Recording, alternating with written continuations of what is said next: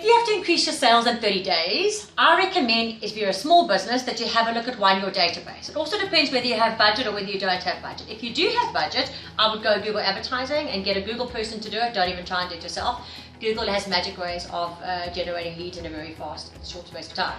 If you don't have a budget and you want to just do this with your own abilities, I would take your database. I would have a look at the people on your database and send them a communication that gives them knowledge. Give them something of yourself that you have learned in business that they can use in their business or in their lives, depending on what your topic is.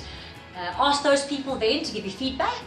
And referrals. Referrals are a big way of generating revenue at no cost. So it's using your existing database and asking for referrals. This is how you ask for a referral, by the way. If you say to somebody, please can I have a referral? They go, yeah, no, I'll get you one. That's not what you want. What you want to do is you want to say, please can I have 5 referrals? And you put your pen to paper. Please can I have 5 referrals? The person will automatically give you more than one because you're asking for a number. It's just how the brain works. So, can I have 5 referrals? Sure. And you'll get 5 referrals. Maybe you'll get 4 referrals. The bottom line is a referral is the best, most cost-effective way to generate leads in the shortest space of time. Go to the people that liked who you are. Go to the people that got value from what it is that you did and ask them for referrals. Quick and simple ways to improve performance. The idea is to identify and monitor what it is that you're doing. So how many leads are coming into your business, what are you doing with those leads, and how many you're converting. It seems like a very simple process, but the idea is to say, if I'm getting 100 leads in, of those 100 leads, how many of those are going to the next level? In your business, that should be to communicate with them, telephonically or an email. The best way is the telephone. You then turn them into a quote. How many of those 100 did you quote? Say you quoted 60 of them because 40 of them were tossed aside. Of those 60 of them, how many of you managed to get to the next level, which is qualification possibly of whether or not the quote worked for them? So you've gone from 100 to 60 to 40. Of those 40, how many of them are hot leads? So you've got 40, but you know you can tell if a lead is hot or not.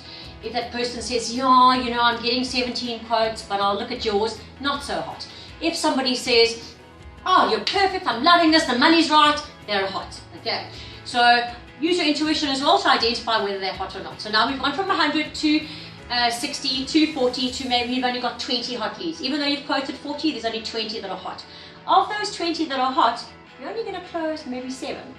So in my experience, it's a third of the hot leads that close. Once you understand that algorithm, you exactly know how many people to put into the beginning of the funnel. So you've gone from 100 to 60 to 40 to 20 to 7, for example. Now you know you've got 100 leads, you're going to close 7 deals. It's so simple.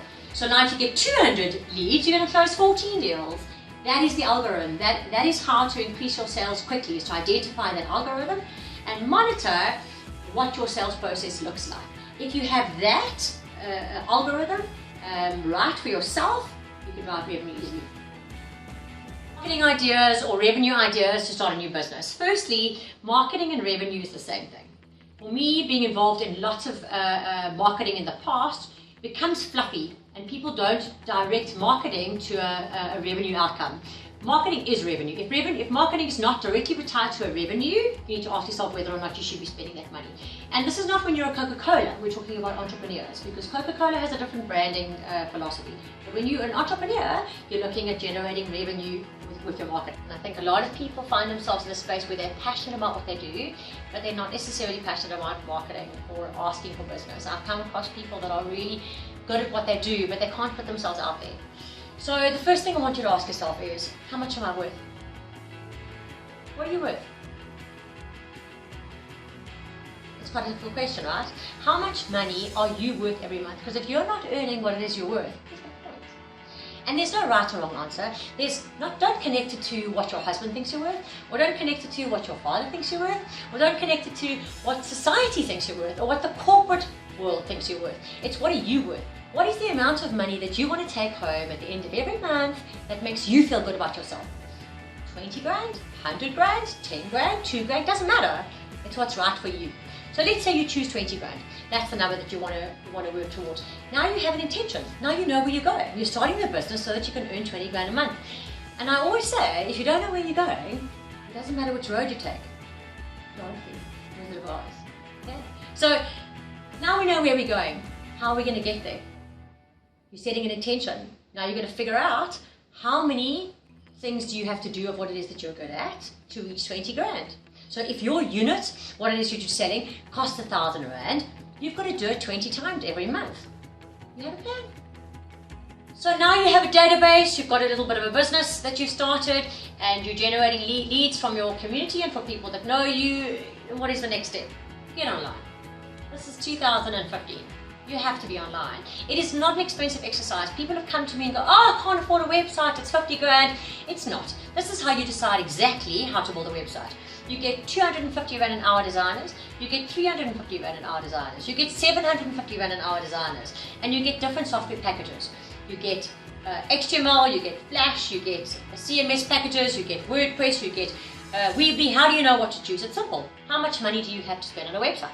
That's how you decide. So if you want to spend a lot of money on a website, you can have it done at a person that charges a higher rate with a software that costs more. Or if you want it done for nothing, you can get a person that charges 250 rand an hour and design it on a Weebly platform, which is a free platform. So going into a business and getting a website is not such a big deal. Choose your platform. Make sure your platform is CMS, which is it gives you the ability to make the changes. So it's designed in English that you can then change from the back, so that your web designer, whoever that person is, doesn't hold the rights or the space to be able to make those changes for you. So the rule number one is CMS platform, Google friendly.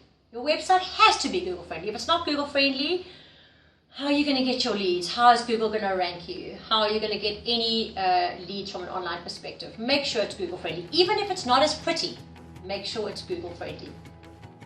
Increase your sales in 30 days. So I'm assuming that you do have a current sales process that does work. So here are the things to look out for. If somebody contacts you, a prospect contacts you, how long are you taking to phone them back? At this day and age, you cannot take a day, 2 to 3 hours, number one. People are very fickle about, especially online, with the online, they're very fickle about choosing businesses. So they ask 17 people for quotes. Phone them first, you have a higher chance of getting the business, number one. The next thing to look for is to make sure that your quote is not complicated. I have seen some quotes 10 pages long, really. You need to understand the KISS theory. Keep it simple, stupid. The simpler the quote, the easier to read, the easier the person will say yes, if that makes sense. So what you're doing is you're saying, this is what it is that I'm charging for, and this is what it is that it costs. Also bear in mind there are a couple of grudge purchases. Now this is a big thing that I've noticed recently. People don't want to pay, listen to your joke, people don't want to pay for parking. People don't want to pay for a doctor's hourly rate. People don't want to pay for your transport. These things are known as grudge purchases. So try and remove your grudge purchases from your quote. So include it in the price if you want to. My price is 10,000 rand, not 10,000 rand plus 750 rand to get you there, or 10,000 rand plus my hourly rate fee, which could be this. 10,000 rand, swings and roundabouts. You're an entrepreneur. You can spend as much time as you want on that job to get it done. So, right, that was number two, to have a look at getting your quote right. The next thing is to measure, of those quotes you're sending out, how many people are you closing and why are people saying no? Go back over the last 6 months to everybody who said no and ask them why. Identifying why someone is saying no is as valuable in the sales process as figuring out why they say yes. And the fourth thing is to have a look at how long you're taking to get back to them to ask them whether they want the business. So you've now communicated with them, you've given them a quote, but when are you phoning to ask for the business? If you want the business, it's totally okay to ask for the business. So to phone them and say, how do you feel about my quote? Or did you have a look at my quote? Can we chat about it? I'm very direct when it comes to business. I say to somebody, look, I really want your business, and I'm quite proud to say that, to say that out loud. So, do we have a deal or don't we? It's really okay to do that. How to improve sales performance. I think this is it's quite an interesting topic because it's really personal. It depends on, the salesperson, depending on what you're selling. But I can give you some highlight things to look out for. Number one, before you blame the salesperson for not selling, have a look at the remuneration package. Most salespeople are remunerated on basic plus commission. Yes, very 1985. It's just not how it's done anymore. I can tell you why, and you might synchronize with me, you might not. But the idea is, a salesperson is driven by money. They're driven to what it is that they can do to make the next sale. So if I'm selling 100,000 rands worth of goods and I'm getting 2%, but it could be 100,000, it could be $1 million. If I'm standing in front of somebody signing a deal, I have no way of being accountable for what it is that person's going to spend. So what I am accountable for is how many of those people that I see. So you could even remunerate on the amount of new business appointments the salesperson has. You could remunerate on the amount of appointments and amount of quotes that they get. But when it comes to the actual value of the deal, I find that remunerating on that allows the salesperson to be unaccountable. So they have no responsibility to getting the business. So once the salesperson is remunerated accurately, I think you'll find a drive in sales. What is a target market? Identifying a target market as a small business is actually very easy. Have a look at who it is that wants what you have. It's a very old-fashioned approach to come in and say, well, if I ask everybody for business, then I'm bound to get somebody. It's a very 1989 way of looking at things. It's shotgun marketing. It doesn't work anymore. You have to decide who it is that you want to do business with and who it is that wants what you have. I even go so far as to say, who do I want? Who is my perfect client? My perfect client is somebody that I like, somebody who likes me, somebody who pays on time, somebody who doesn't bitch about money, somebody who is grateful, somebody who enjoys the people in your team. These are things that I personally like. So if I'm choosing somebody to do business with, this is the person that I'm setting an intention for. It's totally okay to decide who you want to do business with. There's so many people in the world that want what you have. So many. All you have to do is be clear about who it is that you want.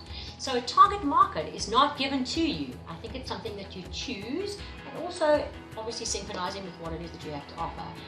But choose who you want to do business with and make that your target market. So 10 tips for the entrepreneur, single person starting a business, and I thought I'd give you a little bit of insight to what I've learned. 10 things to look at. If you want any information on each of those 10 things, feel free to contact me. I'll help you out on a Skype session with pleasure. Number 1, have a target. Know where you're going. Right, otherwise there's no point in starting a business. Make sure that your salespeople's remuneration packages are connected to the target. Have a look at your quotes and figure out whether your quotes are too complicated or not. Write articles. Disseminate knowledge. Make sure you're giving away knowledge for free. Measure your numbers. Always know what leads are coming in, what deals you're quoting, what deals you're closing.